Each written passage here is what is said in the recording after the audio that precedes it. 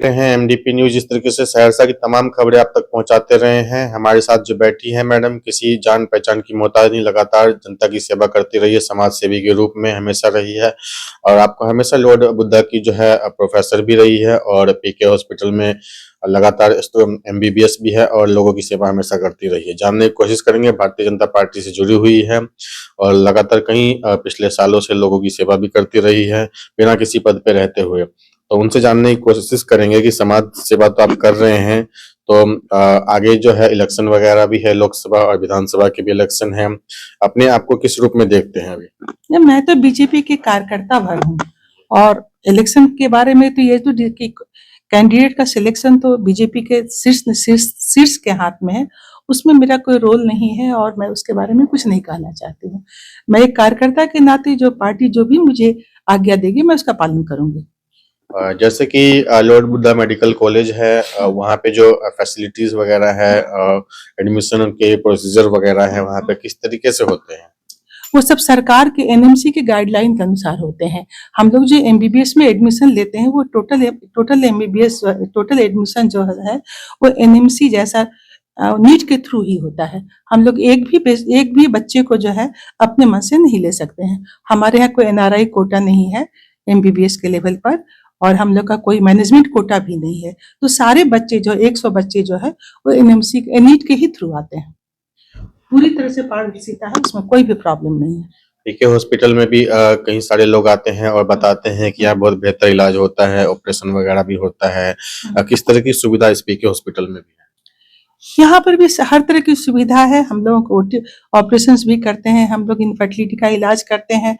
तो जो भी पेशेंट यहाँ दिखाना चाहे उनका स्वागत है और जो पेशेंट जो है मेडिकल कॉलेज में दिखाना चाहे उनका वहाँ पर वो दिखा सकते हैं। बल्कि यहाँ पर बहुत सारे पेशेंट ऐसे आते हैं जो कि नहीं गरीब हैं या जिनको लॉन्ग स्टे ज़्यादा लंबे समय तक रहने की जरूरत पड़ती है, तो हम उनको वहाँ सलाह देते हैं कि आप मेडिकल कॉलेज चले जाएं क्योंकि आपको वहाँ पर रहने का खर्च आपका वहाँ बहुत कम हो जाएगा। यहाँ रहेंगे तो आपको ज़्यादा हर चीज का यहाँ पर चार्ज है लेकिन वहां पर तो चार्ज नहीं है। तो हम लोग उनको ऐसे लोगों को सलाह देते हैं कि आप वहां चले जाएं। जो यहाँ रहना चाहते हैं, जिनको कि प्राइवेट मैनेजमेंट में ज्यादा भरोसा लगता है, उनको हम यहाँ रखते हैं। लगातार देख रहे हैं मेडिकल कैंप भी आप लगाती रहती है, गांव जाके, मुकमा जाके, कहीं कहीं दूर दूरी में। तो मेडिकल कैंप में क्या क्या सुविधा रहती है जनता जुड़ेंगे जब? मेडिकल कैंप्स में हम लोग तो पहले स्क्रीनिंग करते हैं, लोगों को देखते हैं और देख करके जो है छोटे मेडिकल कैंप में बहुत ज्यादा जांच नहीं हो पाता है। जिनको ज्यादा जांच की जरूरत होती है उनको हम सलाह देते हैं कि आप मेडिकल कॉलेज आइए। बल्कि नेक्स्ट डे जहां हम लोग कैंप करते हैं उसके बाद हमारे कॉलेज की गाड़ी भी वहां जाती है, सुबह में जाती है, बस जाती है 2, वो वहां से मरीजों को लेके आती है और जांच करवा करके जो है पूरा जो है फिर उनको शाम में पहुंचा भी देती है उस जगह। और वहां पर हम लोग जो है मुफ्त दवाएं देते हैं और ये भी बता देते हैं कि उसकी जो दवा आपको यहाँ उपलब्ध ना हो आप बाहर से भी ले सकते हैं, लेकिन हम लोग कोशिश करते हैं कि अधिक से अधिक दवा हम उनको दे दें। उसके अलावा जो मेडिकल कैंप्स में हम सिर्फ मेडिकल कैंप्स तक सीमित नहीं रहते हैं। मेरा प्रयास रहता है कि वहाँ के जो छोटे छोटे बच्चे हैं मैं उनसे बात करती हूँ, मैं उनसे मिलती हूँ, मैं उनकी पढ़ाई के शिक्षा के लेवल के बारे में जानना चाहती हूँ और मैं इनको मोटिवेट करती हूँ। जैसे कि एक मेरा नियम है कि मान लीजिए कि मैं कुछ चॉकलेट्स ले गए या कुछ ले गए तो मैं हमेशा उनसे उनकी पढ़ाई के बारे में पूछती हूँ और उनको प्रोत्साहित करती हूँ और कहती हूँ कि आप मुझे कोई अपनी किताब से कोई कहानी सुनाए। या मैं उनसे भगवान राम के बारे में पूछती हूँ, उनकी पत्नी के बारे में पूछती हूँ कि आप क्या जानते हैं। तो मुझे इसलिए ये देख करके अफसोस होता है कि ग्रामीण क्षेत्र में जो बच्चे सरकारी स्कूल में पढ़ते हैं उनका शिक्षा का स्तर काफी नीचे है। वो हमारे जो है अंग्रेजी स्कूल में पढ़ने वाले बच्चों की तरह उतने स्मार्ट या उतने जानकार नहीं होते हैं। और मुझे लगता है कि सरकार तो स्वास्थ्य के क्षेत्र में काफी कर रही है, शिक्षा के क्षेत्र में भी कर रही है, लेकिन ग्रामीण बच्चों पर और ग्रामीण जो खासकर गाँव में जो है सरकारी स्कूल जो है उन पर बहुत ज्यादा काम करने की जरूरत है। और सरकारी स्कूल में तो हर जगह काम करने की जरूरत है। यहीं पर आप देख लीजिए गर्ल्स स्कूल की हालत देख लीजिए, वो तो मुझे नहीं लगता है कि वहां पर कोई बच्चा अपने आप को सुरक्षित महसूस करता हो। तो मेडिकल कैंप्स के अलावा जो है मैं छोटे बच्चों से बात करके उनको शिक्षा के प्रति और स्वास्थ्य के प्रति उनको जागरूक करने का प्रयास करती हूँ, क्योंकि ये जो बच्चे हैं वही हमारे आगे आज के भविष्य हैं। तो आज जो उनका बीजारोपण होगा कल वही जाकर के वृक्ष बनेगा और फल फूल देगा। बिहार में जैसे भी सहरसा में जो सदर हॉस्पिटल है या गांव घर में हॉस्पिटल स्वास्थ्य केंद्र है, उसकी स्थिति बहुत ज्यादा दयनीय है। स्कूल में इतनी ज्यादा दयनीय है कि वहाँ पे बैठने के लिए बेंच नहीं है प्रॉपर, स्टूडेंट्स वहाँ पे प्रॉपर ड्रेस में वगैरह में नहीं आते, टीचर्स इतने क्वालिफाइड नहीं है कि बता सके, बिहार के मुख्यमंत्री तक का नाम नहीं पता रहता है। मुख्यमंत्री का नाम तो मैं पूछती भी नहीं, मैं तो प्रधानमंत्री का भी नाम पूछती हूँ तो 10 में से 8 बच्चे ही बता पाते हैं। कई बार तो ऐसा भी होता है कि मैंने भगवान राम के बारे में भी पूछा, ताकि मान लीजिए कि वहाँ 10 बच्चे हैं तो 1-2 बच्चे ही बता पाए। तो ये थोड़ा-सा ये स्थिति दयनीय है। मुझे लगता है कि शिक्षा के क्षेत्र में, खासकर ग्रामीण क्षेत्रों में बहुत काम करने की ज़रूरत है। यद्यपि मैं चिकित्सा से जुड़ी हूँ, लेकिन शिक्षा मैंने एक ओवरऑल जब जाती हूँ तो मुझे लगता है कि सब लोगों से मिलना चाहिए, सबसे बात करना चाहिए, वहाँ के प्रॉब्लम्स को जानना चाहिए।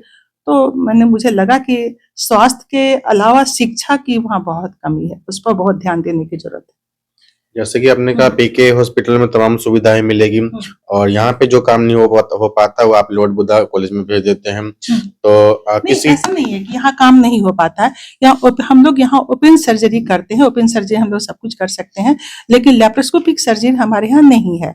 तो लैप्रोस्कोपिक सर्जरी की सुविधा जो है ये मेडिकल कॉलेज में है, और ये बताते हुए मुझे खुशी हो रही है कि हमारे यहाँ जितनी लैप्रोस्कोपिक सर्जरी होती है, शायद ही किसी मेडिकल कॉलेज में बिहार में होता हो।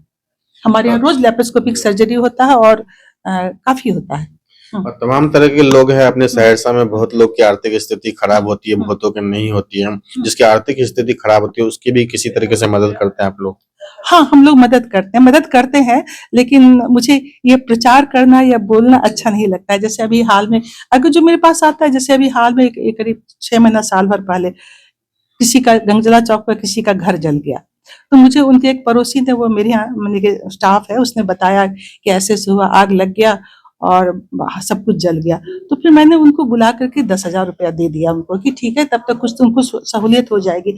लेकिन मैंने ये पूछा भी नहीं कि आपका नाम क्या है, आपके पति का नाम क्या है?